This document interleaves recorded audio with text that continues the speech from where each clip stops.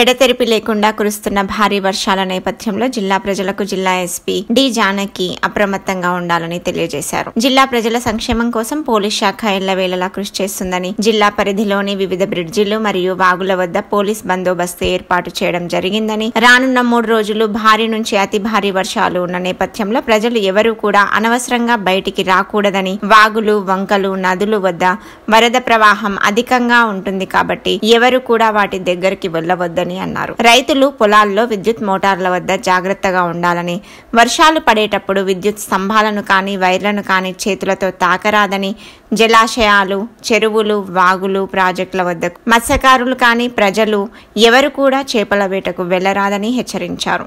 వర్షం వల్ల వాహనాలు స్కిడ్ అయ్యే ప్రమాదం ఉంటుంది కాబట్టి వాహనాలు ఎవరు కూడా అతివేగంతో నడపరాదని, ద్విచక్ర వాహనాలు నడిపేటప్పుడు తప్పకుండా హెల్మెట్ ధరించాలని అన్నారు. పిల్లలు, యువకులు నది దగ్గరకు మరియు ఎత్తైన జలాశయాల వద్దకు సెల్ఫీలు తీసుకోవడానికి కానీ ఈతకు వెళ్లకుండా తల్లిదండ్రులు దృష్టి సారించాలని తెలిపారు. ఎవరైనా ప్రమాదంలో చిక్కుకుంటే వెంటనే డయల్ 100 కానీ జిల్లా పోలీస్ కంట్రోల్ రూమ్ నంబర్ 8712659360 లేదా దగ్గరలోని పోలీస్ స్టేషన్ను సంప్రదించవచ్చు అని తెలిపారు.